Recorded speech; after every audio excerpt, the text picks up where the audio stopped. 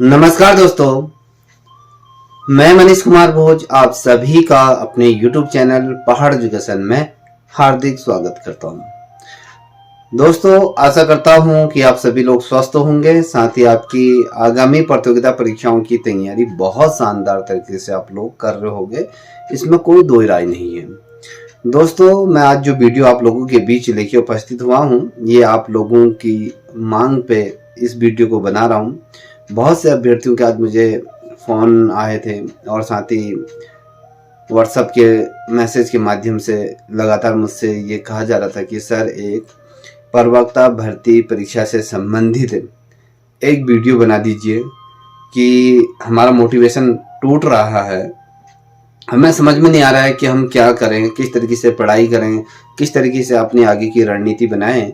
तो आज की वीडियो मेरे उन तमाम छोटे बड़े भाई बहनों के लिए है जो आगामी प्रतियोगिता परीक्षा जो आयोजित होने जा रही है, जो जिसका विज्ञापन अब जारी होगा प्रवक्ता संवर्ग का, उस भर्ती परीक्षा के लिए जो बहुत ही लगनशील जो अभ्यर्थी हैं, उन तमाम भाई बहनों के लिए आज ये वीडियो रहने वाली है। ये वीडियो कहीं ना कहीं आपके जीवन में वो खालीपन को भरने का कार्य करेगा जहाँ पर आपका मोटिवेशन टूट रहा था। किस तरीके से हम प्रवक्ता भर्ती परीक्षा की तैयारी करें, कुछ समझ में नहीं आ रहा है, कहीं ना कहीं एक ब्लैंक स्पॉट में आप जा चुके हो। तो मेरा ये प्रयास रहेगा कि उस ब्लैंक स्पॉट से आपको बाहर निकालने का, और कहीं ना कहीं मैं अपना अनुभव भी साझा करूंगा कि किस तरीके से हमने तैयारी करी थी, किस तरीके से हमने इस भर्ती परीक्षा में अपना स्थान बनाया था। वो तमाम चीज़ें आपके सामने रखूंगा। तो अगर आप लोगों को ये वीडियो अच्छी लगती है तभी इसको वीडियो को देखिए, और साथ ही जिन अभ्यर्थियों को लगता है कि ये वीडियो आप लोगों के किसी भी काम की नहीं है, तो मैं आपसे अनुरोध करूंगा कि आप इस वीडियो को देखने से पूर्व ही एग्जिट हो जाइए, अन्यथा कोई अन्य वीडियो देख लीजिए। चलिए शुरुआत करते हैं आज की वीडियो की। देखिए, आज का जो वीडियो का जो टॉपिक जो रहने वाला है कि प्रवक्ता भर्ती परीक्षा की तैयारी के लिए हम किस तरीके से रणनीति अपनाएं, हम क्या करें जो इस बार की जो प्रवक्ता भर्ती परीक्षा होगी उसमें अपना स्थान बना सके और अपना नाम उस लिस्ट फाइनल लिस्ट में अपना नाम को ला सकें, और कहीं ना कहीं एक जो प्रवक्ता, एक जो शिक्षक बनने का जो सपना है, कहीं ना कहीं उस सपने को जी सकें, उस सपने में अपना 100% देकर उस मुकाम को हासिल कर सकें। तो किस तरीके से हम क्या करें, तो इसी पर आज की ये वीडियो पर चर्चा रहेगी। इससे क्या होगा, थोड़ा सा आपका मन भी हल्का हो जाएगा, और साथ ही क्या करना है, किस तरीके से करना है, थोड़ा सा आपको समझ में आएगा। मैं समझता हूँ कि मेरे से बहुत से अभ्यर्थी ऐसे होंगे जो मेरे से बड़े होंगे, छोटे होंगे, आप बहुत ज़्यादा टैलेंटेड हो, बहुत ज़्यादा समझदार हो, मेरे समझाने ना समझाने से आपको कोई फ़र्क नहीं पड़ने वाला। उन्हीं बच्चों को फ़र्क पड़ेगा जो इसको सीरियस लेके चलते हैं। ठीक है, तो दोस्तों मैं आपको ये बता दूं, जब आप प्रवक्ता भर्ती परीक्षा के लिए डेडिकेट हैं ही कि मुझे इस भर्ती में अपना स्थान बनाना है, मुझे तो प्रवक्ता ही बनना है, मुझे शिक्षक ही बनना है, अगर आपने ये सपना सजो के रखा है तो निश्चित रूप में वो सपना साकार होगा। ये मत सोचिए कि नहीं होगा, तो निश्चित रूप में आप शिक्षक बनोगे और प्रवक्ता जैसे मार्मिक जो पद पर आप आसीन होगे, ऐसी मेरी परमपिता परमेश्वर से भी प्रार्थना है, आग्रह भी है कि आपका वो साथ दे। ठीक है, तो अब बात करते हैं कि कैसे हमें अपनी रणनीति बनाएं, क्या चीजें पढ़ें, किस तरीके से हम क्या करें। देखिए, आप सभी को ये सर्वविदित है कि आपका स्कैनिंग भर्ती परीक्षा अब नहीं होने वाली है, अब आपका विषयवार ही परीक्षा होगी। जब विषयवार परीक्षा जब होगी तो ये लेके चलिए कि वो आसान तो नहीं होने वाली। जो पूर्वोत्तर आयोग द्वारा जो पूर्वोत्तर अगर मैं कहूँ जो प्रवक्ता भर्ती परीक्षा के जो पेपर कंडक्ट कराए हैं, तो उन पेपरों के सापेक्ष इस बार के पेपर की अगर हम तुलना करेंगे तो वो डिफरेंट रहेगा, वो उससे कहीं ज़्यादा मुझे लगता है कि उसमें विविधता देखने को मिलेगी। ये नहीं कि भैया आसान नहीं रहेगा। पिछले दफ़े जो पेपर सेट होता था वो तो सिर्फ है कि इस तरीके से सेट होता था कि पहले आपने प्री निकाला है, उसके बाद आपने मेन से सब्जेक्ट में बैठे तो उतना ज़्यादा टफ नहीं बनता था। अब जो पेपर बनेगा, जो पेपर सेट होगा, वो बहुत ही ज़्यादा कंफ्यूज भरा रहेगा। अगर आपने इस समय लोअर पीसीएस का अगर पेपर दिया होगा तो ये कहीं ना कहीं ये आपको समझने में मदद मिली होगी कि लोक सेवा आयोग किस तरीके से आप पेपर सेट कर रहा है। ये सबसे बड़ी रणनीति, अगर आप उन्हें वो पेपर देखा होगा तो ये अपने मस्तिष्क में बैठा लीजिए कि अब वो पेपरों का स्तर क्या रख रहा है। और आपको क्वेश्चन आएगा, मगर वो क्वेश्चन को इस तरीके से घुमा के पूछेगा कि ये लगा आने वाला क्वेश्चन भी हमें कहीं ना कहीं भ्रमित होगा, हम कहीं ना कहीं उसका गलत उत्तर हम वहां पर लिख के आ जाएंगे। अब आपको इतना गहराई से पढ़ना है कि आपको अगर किसी भी तरीके से अगर क्वेश्चन को घुमा दे तो आपको भ्रमित नहीं होना है, तो आपका प्रश्न 100% सही होगा। तो उसके लिए आप क्या करोगे, तो मैं पहले आपको थोड़ा सा किताबों के बारे में बता देता हूँ। बहुत से बच्चे मुझसे पूछते रहते हैं कि भैया हम कौन कौन सी किताबें पढ़ें। तो मैं आपको बता दूं कि अगर मैं ये बात कहूं कि 11 तारीख को जो लोअर पीसर का पेपर हुआ था, तो आपने अगर मनन करा होगा, अगर आपने किताबों में उस प्रश्नों को ढूंढा होगा, तो मैंने जो एनालिसिस किया, मैंने कक्षा 7 की एसएसटी की किताब पकड़ी, तो वहीं से आपके 4 प्रश्न एसएसटी से पूछे गए थे। तो 4 प्रश्न आपके कहां से पूछे गए, एसएसटी से, वो भी आपके एनसीईआरटी से पूछे गए थे। इसी तरीके से पॉलिटिकल साइंस लेके अलग अलग सब्जेक्टों में इसी तरीके से आपके पूछे गए हैं।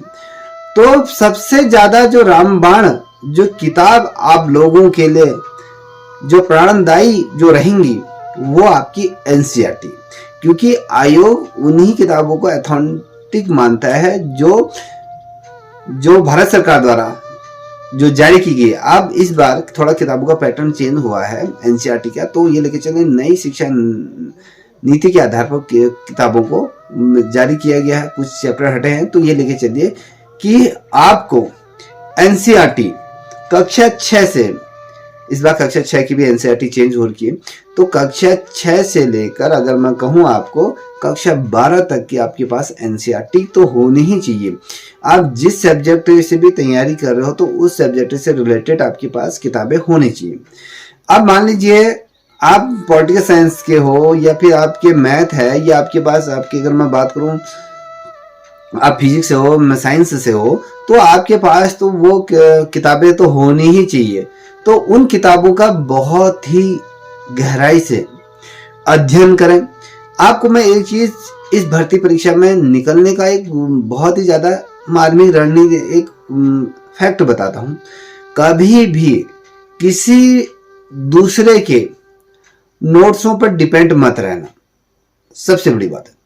आप जब भी कोई भी किताब को पढ़ते हो, जैसे मैंने कहा एनसीईआरटी की किताब पढ़ रहे हो, तो उस किताब से अपने अकॉर्डिंग क्या करें, नोट्स बनाइए।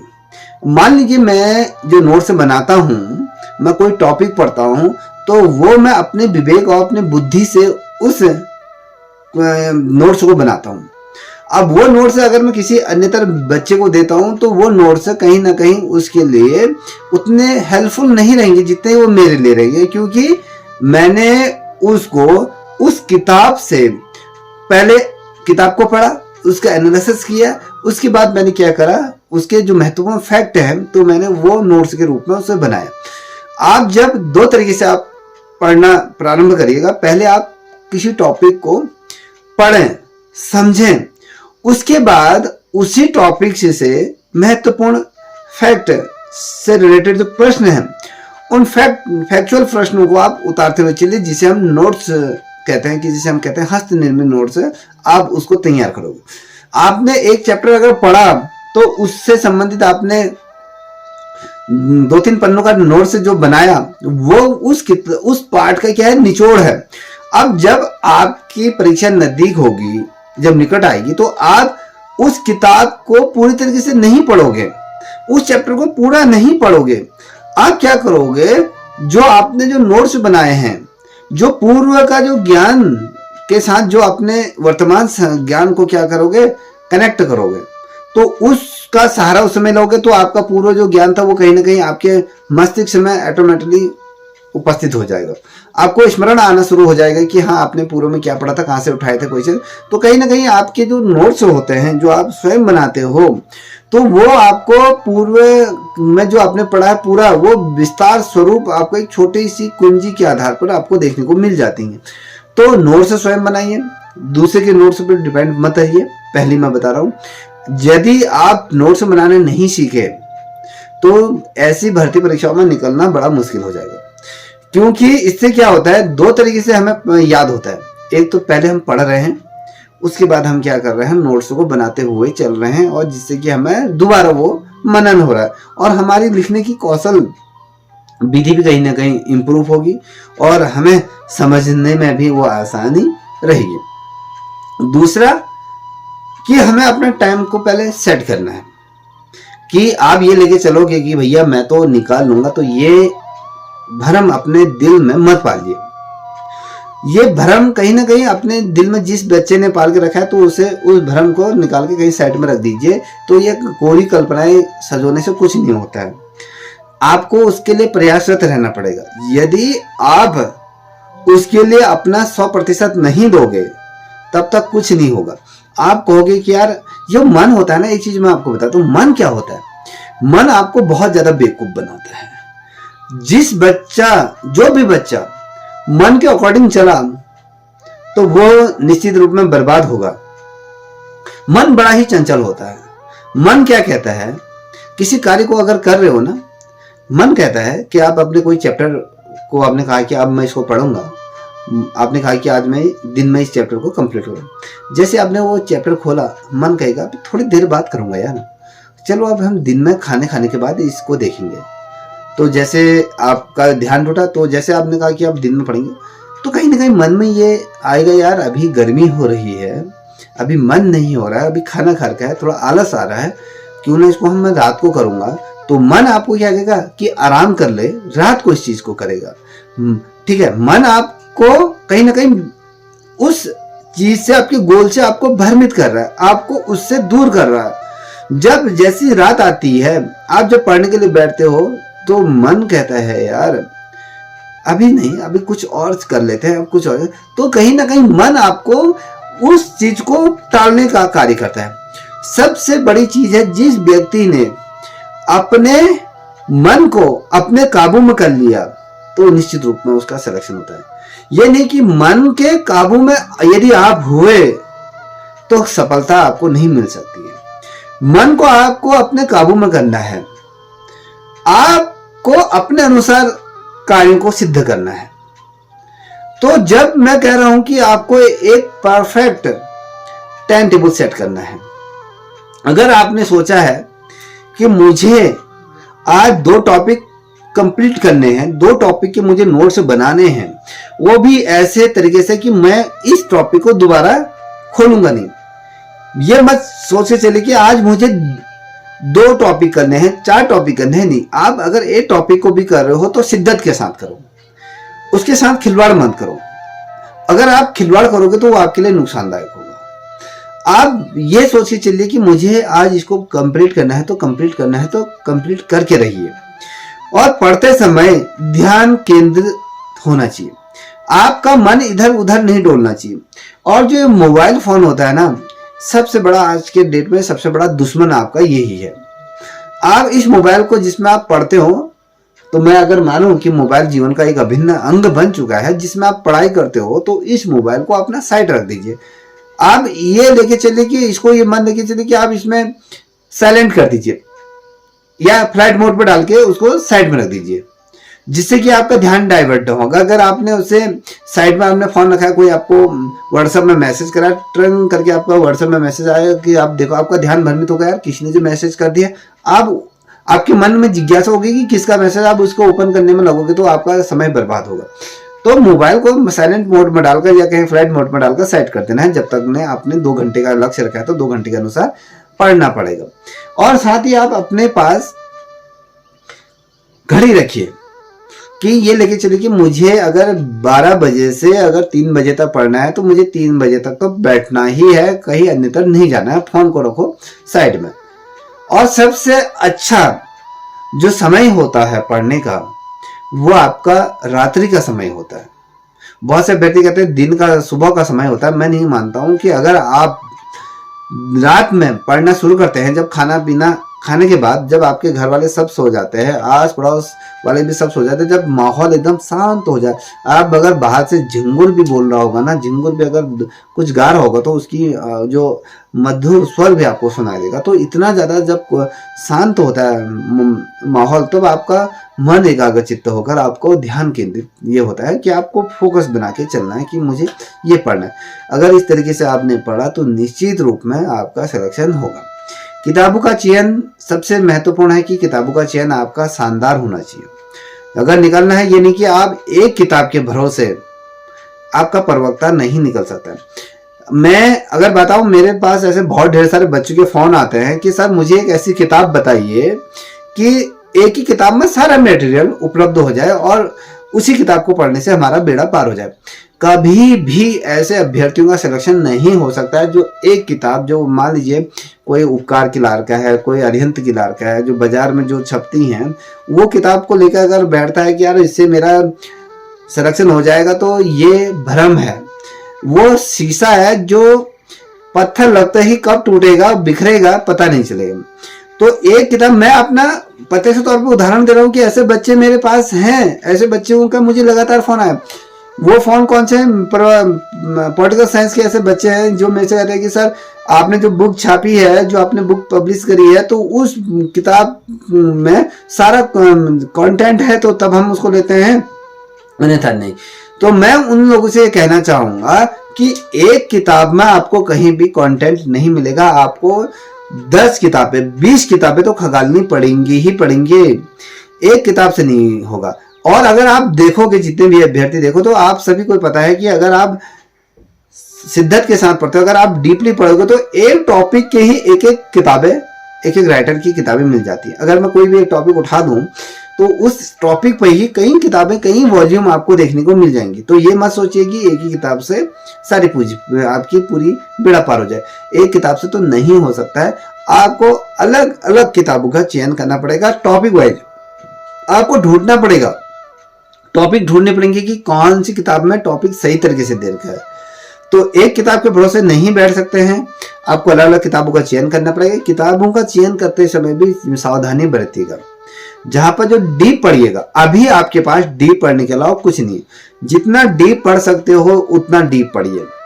क्वेश्चन को घुमाया जाएगा, निश्चित रूप में है कि आपका, अगर अभी आयोग ने ये स्पष्ट भी नहीं करा है कि वस्तुनिष्ठ तरीके से परीक्षा होगी या लिखित तरीके से होगी, ये भी अभी शंका का विषय बना है। जहां तक मैं समझता हूं कि ये पेपर जो होगा वो आपके वस्तुनिष्ठ प्रकार का ही होगा। जब अगर सब्जेक्ट दे रखा है तो सब्जेक्ट में बहुत ज्यादा गहराई के साथ ये पूछा जाएगा। आप उन क्वेश्चनों के आसपास होगे, आपको उसका उत्तर भी आएगा, मगर इतना ज्यादा भ्रम उन क्वेश्चनों में होगा कि आप कर आते हुए भी क्वेश्चनों को गलत कर दोगे। तो ये जो चीजें होंगी, जो ये चीजें आप फेस करोगे, तो ये चीजें आप क्या करोगे, जैसे जैसे आप किताबें पढ़ रहे हो, आपके घर में अगर कोई छोटे बच्चे हैं, या आपकी वाइफ है, आपकी बहन है, या आपके कोई भी हो, तो उनसे पूछिए कि कोई बच्चे को बैठाइए कि मैंने जो पढ़ा है उसके आधार पर जो हमने नोट्स बनाए, उनसे क्वेश्चन करिए कि ये टॉपिक मैं आपको सुना रहा हूँ, वो कितना चीजें कर ली है, वो चीजें उनको पूछिए उनसे कि मैं बता रहा हूँ, मैं टॉपिक कौन से क्वेश्चन में से पूछो, तो आप उनको आंसर दे सकते हो। और दूसरा तरीका ये होता है, जैसे आप कहीं सफर में जा रहे हो, कहीं जा रहे हो, तो आप क्या करें, रिकॉर्डिंग करके अपनी, जब कोई टॉपिक पढ़ते हो, कोई चीज़ रिकॉर्डिंग करके अपने पास रख लीजिए। जब कहीं आप जाते हो तो अपने कानों में हेडफोन डाल के अपनी रिकॉर्डिंग को सुनते रहिए, आपने जो टॉपिक पढ़ा है उन चीज़ों को सुनते रहिए, उनको रिवीजन करते रहिए, जिससे क्या होगा, उसमें आपको बहुत ढेर सारी हेल्प मिलेगी कि आपने जो पढ़ा है वो आपको कहीं ना कहीं रिवीजन होगा। नोट्स से बहुत ज़्यादा महत्वपूर्ण है, उन पर ध्यान केंद्रित रखिए और ये सोच के चलिए कि इस बार अगर मेरा फॉर्म मैं फिलअप कर रहा हूँ तो ये मेरा अंतिम फॉर्म होगा, मुझे यहीं पर ही सिलेक्शन लेगा। अगर आपके 1000 पद भी आते हैं तो 1000 पद में मुझे अपना सिलेक्शन लेना है, तो यह लेंगे। अगर आप लोगों का सब्जेक्ट, जितने अभ्यर्थी हैं, जिन अभ्यर्थियों का LT भर्ती में चयन हुआ है, वो अभ्यर्थी भी ये मत सोचिए कि हमारा सब्जेक्ट बहुत ही ज़्यादा अच्छा है। आप लोगों का अगर सब्जेक्ट इतना अच्छा होता तो आप 80 प्लस ये चलते या 75 से ऊपर चलते, तो कहीं ना कहीं आपने CDP प्लस आपने सब्जेक्ट को लेकर नंबर पाए। यहाँ पर अगर हम देखें तो आप लोगों का सब्जेक्ट उतना शानदार नहीं है जितने भी अभ्यर्थी इस वीडियो को देख रहे हैं, क्योंकि 51,000 से भी ऊपर लोगों ने प्रवक्ता का फॉर्म नहीं, LT का फॉर्म भरा था, उसमें तुम लोगों का सिलेक्शन कितना हुआ? मेरिट तो ज़्यादा गई नहीं है। ये लेके चले अगर आप 50 नंबर का अगर आपका सब्जेक्ट रहता तो 50 नंबर में से आपने अगर 40 नंबर भी अगर खींचते तो 20 नंबर आगे खींचते तो आपका LT में सिलेक्शन हो जाए। तो इसका मतलब क्या है, ना आपका सब्जेक्ट अच्छा है ना आपका GK अच्छी है, जो टीचिंग एप्टीट्यूड। तो ये लेके चलिए अब आपको वो कमियां नहीं दोहरानी है, जो गलतियां आपकी LT भर्ती परीक्षा में हो चुकी है उन गलतियों को बचते हुए, उन गलतियों से सबक सीखते हुए, तो यहाँ पर आपको अपनी चीजों को क्या करनी है, बेहतर करनी है। आपको अपनी जो कमियां हैं उन कमियों को एक्सेप्ट करना होगा कि हाँ मेरे अंदर एक कमी है, और उन कमियों को समझकर उन कमियों को दूर करने की कोशिश करें कि मेरा कौन सा पक्ष सबसे ज्यादा कमजोर है, मैं कहाँ पर ज्यादा कमजोर हूँ उस पर ध्यान केंद्रित करिए। और मैं ये कहूंगा कि ये नहीं कि आप 10 घंटे 8-8 घंटे पढ़ रहे हो तभी आपका सिलेक्शन होगा। अगर कोई बच्चा शिद्दत के साथ 2-3 घंटा भी अगर देता है तो भी सिलेक्शन हो जाता है। मान लीजिए कोई बच्चा 8-8 9-9 10-10 घंटे दे रहा है, उसके पश्चात भी जो उसने पढ़ा है उसको याद नहीं हो रहा, तो ऐसा पढ़ने का क्या फायदा। अगर आप पढ़ने बैठते भी हो तो अगर 2 घंटे भी अगर आप बैठे हो तो वो 2 घंटे ऐसे होने चाहिए कि आपकी लिए वो 2 घंटे करो या मरो का होना चाहिए। 2 घंटे आपके ऐसे होने चाहिए कि वो जो चीजें पढ़ रहे हो वो आपके मस्तिष्क में ऐसे बैठ जानी चाहिए कि वो दोबारा आप उसको भूलो ना, और आपको ऐसा ना पड़े कि उस चैप्टर को दोबारा पढ़ना पड़े। आपके पास समय बहुत ज्यादा पर्याप्त है। आप कहोगे कि इस बार सिलेबस भी चेंज होगा, तो मैं नहीं समझता हूँ कि ज्यादा सिलेबस चेंज होगा। तो जो पूर्व में जो आयोग ने जो सिलेबस दिया है, सिलेबस तो उतना ही होगा, वही चीज से तो पूछेगा। तो ये लेके चलिए कि आपको धीरे धीरे करके अभी से, अगर आप सोचोगे भैया अगस्त में या सितंबर में आपका प्रवक्ता का विज्ञापन जारी होगा तब जाके हम तैयारी करेंगे, ये गलत फहमी है, इस पे से भी बचे से। तो वो जो जब होगा तब होगा। तो आप ये लेके चले कि ना हम यहाँ से तैयारी करते हुए चले, अपने कॉन्सेप्टों को, ये जो टॉपिक टू टॉपिक यहाँ से चलते हुए चलते हैं, तो वहां तक पहुंचते तक तो क्या होगा, आपका दोबारा रिवीजन का समय मिल जाएगा। कुछ ऐसे नए टॉपिक्स होंगे तो उन टॉपिक्स को भी देखने का आपको समय मिल जाएगा। अब आप जब विज्ञापन आ रहा है उसके बाद आप तैयारी में बैठे हो या तैयारी कर रहे हो, तो ये कहीं मुझे नहीं लगता है कहीं ये उचित है। ठीक है, तो उस समय क्या होगा, तो आप कौन कौन सी किताब देखो, फिर लोगों से कहोगे कि हमें कोई ऐसी किताब बता दीजिए, वो बता दीजिए। तो अभी से किताबों का थोड़ा सा चयन करना प्रारंभ कर दीजिए। आपने जो NCERT है उसको देखिए, और साथ ही जो BA MA की किताबें हैं उन किताबों को लाइब्रेरी से लेकर आ जाइए, उन किताबों का अध्ययन करिए। और मैं अभी कहूंगा इतना ध्यान रखिए कि जितने भी अभ्यर्थी अभी मुझे देख रहे हैं, अभी ऑब्जेक्टिव वाले प्रश्नों से बचिए। हाथ जोड़ के विनती करता हूं कि अभी जो ऑप्शन वाले क्वेश्चन है कि आप उनको बनाने में चल रहे हो, आप सोच रहे हो कि मेरे उन क्वेश्चनों को बनाने से मैं प्रवक्ता जैसे मार्मिक जो पद है उसमें अपना सिलेक्शन कर लूंगा, तो ये गलत फहमी है। ठीक है, ये एक अपने आप को संतुष्टि या ये सोच रहे हो कि आप अपने आप को संतुष्ट कर रहे हो, मगर ये आत्म संतुष्टि नहीं है, ये आपको गर्त की तरफ ले जाएगा। तो उसको ना करें, उन चीजों से दूर रहिए। ये चीजें तब करोगे जब आपका 1 महीना जब शेष रह जाता है, 20-25 दिन जब आपके पेपरों के रह जाते हैं, तब वहां से प्रैक्टिस सेटों का यूज करना तब प्रारंभ करें। घड़ी रखें, उसके बाद उनको बनाते हुए चलेंगे कितना वो चीज है। अभी आपके पास ये चीजें करने का समय नहीं है, आपके पास टॉपिक टू टॉपिक गहराई से पढ़ने का समय है, अभी नोट्सों को निर्माण करने का समय है।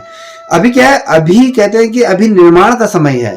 अब निर्माण का जब समय है तो आपको अच्छी तरीके से, परिपक्व तरीके से अपने आप को निर्मित करना है। तो याद रखिएगा, कहते हैं ना कि जब जो मिट्टी का घड़ा होता है तो वो जब कुम्हार उसे बनाता है तब वो खनकता नहीं है। तब वो अगर कोई से आप गीली मिट्टी का जो घड़ा होता है, अगर उसको आप किसी छाया में रखोगे, अगर उसे एक हल्का सा भी उसे टच करोगे, उसे थपेड़ा मारोगे तो वो टूट जाएगा।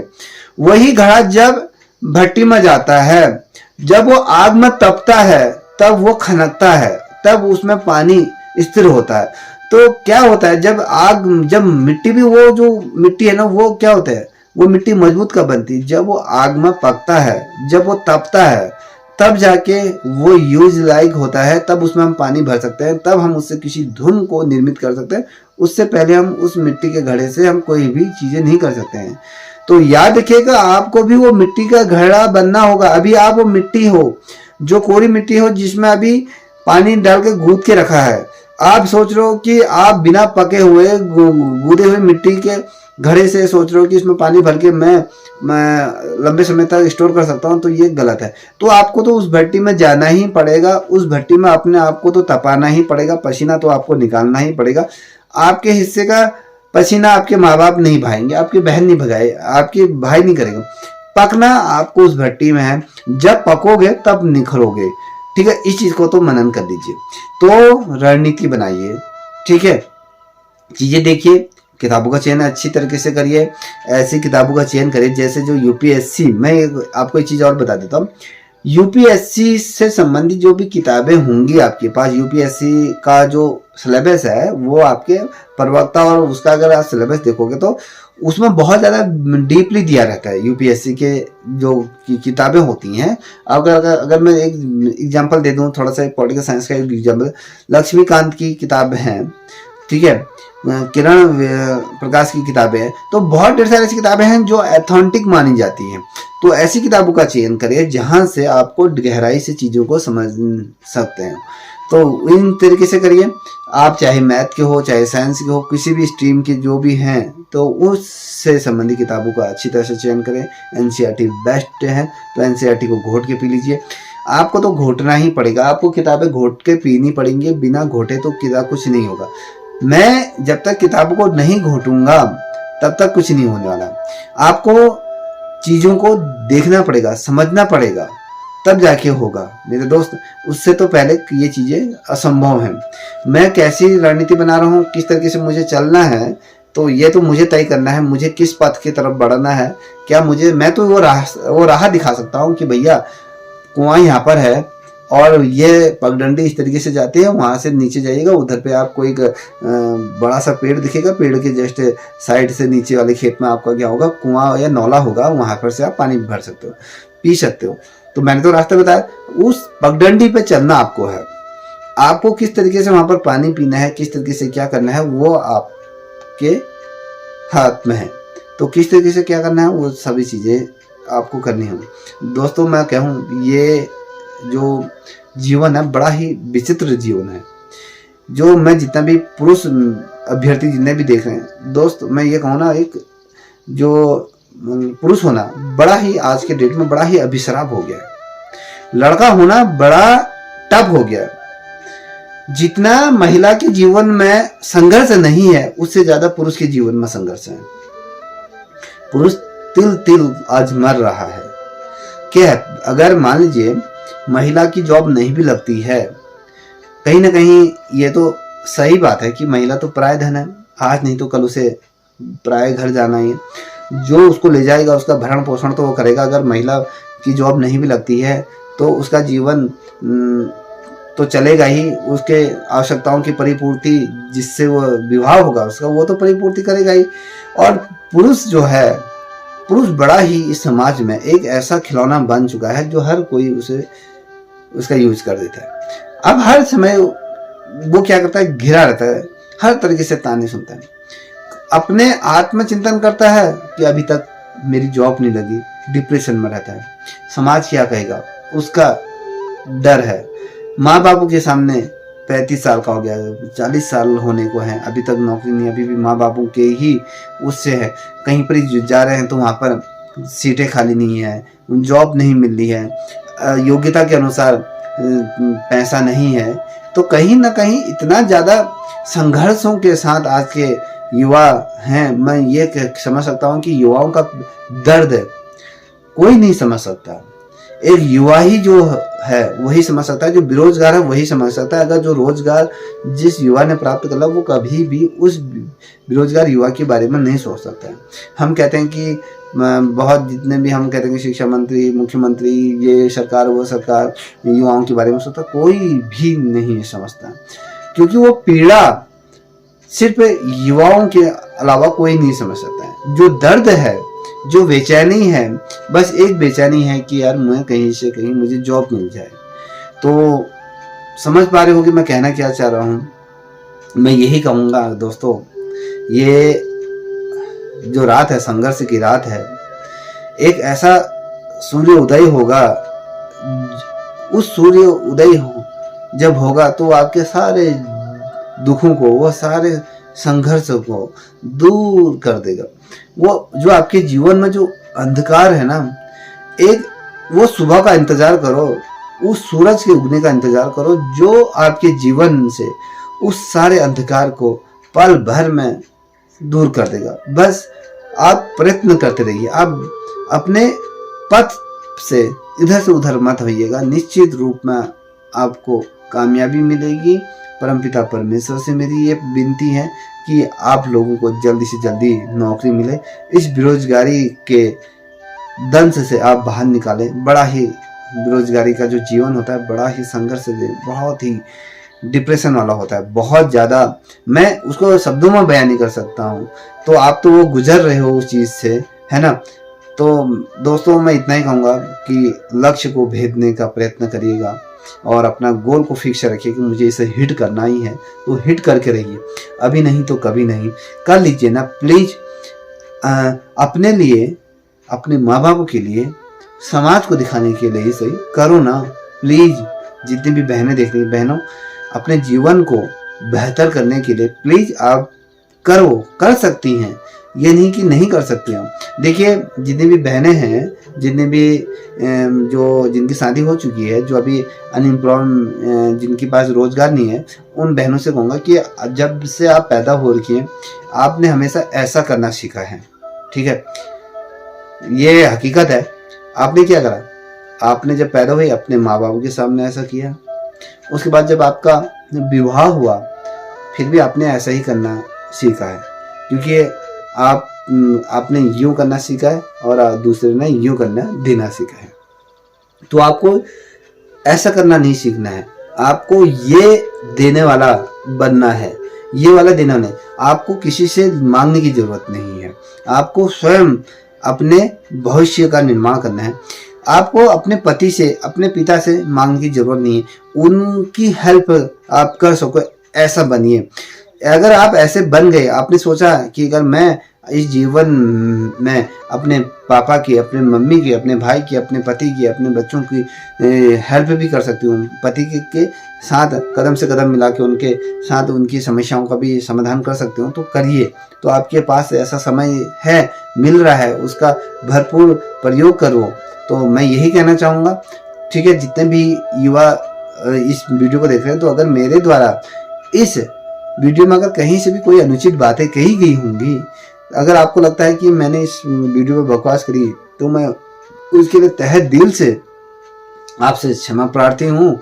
अपने छोटा भाई या बड़ा भाई समझकर मुझे माफ़ कर दीजिए। और बस इतना ही कहूँगा कि आप लोग उन्नति के शिखर में चढ़े, दिन रात आपकी उन्नति हो, दिन रात क्या करें, मेहनत करें, और उन्नति के शिखर में एक दिन अवश्य ऐसा दिन आएगा जब आप उस उन्नति के शिखर को हासिल करोगे।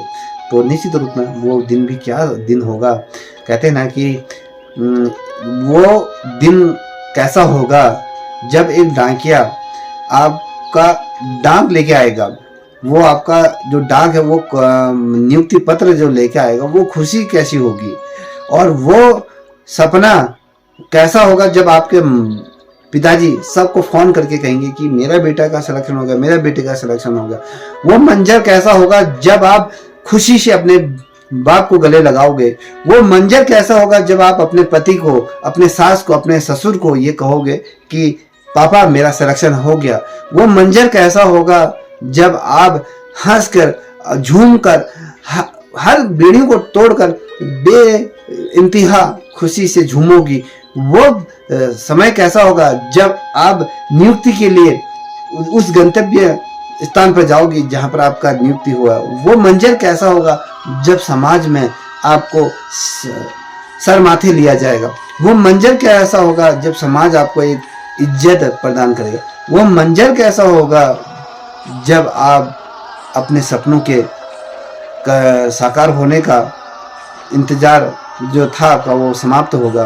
तो वो मंजर कैसा होगा जब आपका एक डाकिया आपका डाक लेकर आपका कॉल लेटर लेके आएगा। वो चीज़ें को स्मरण करो, उन चीज़ों को समझो कि ये दिन का मेरे जीवन में कब आएगा। तो निश्चित रूप में आएगा। आप थोड़ा सा मेहनत करो, तो मेहनत कभी बेकार नहीं जाती है। ठीक है, अगर आपको वीडियो अच्छी लगी हो तो इसको सब्सक्राइब करें, साथ ही अपने दोस्तों को साझा करें। तब तक इतना ही। जय हिंद, जय भारत, जय उत्तराखंड।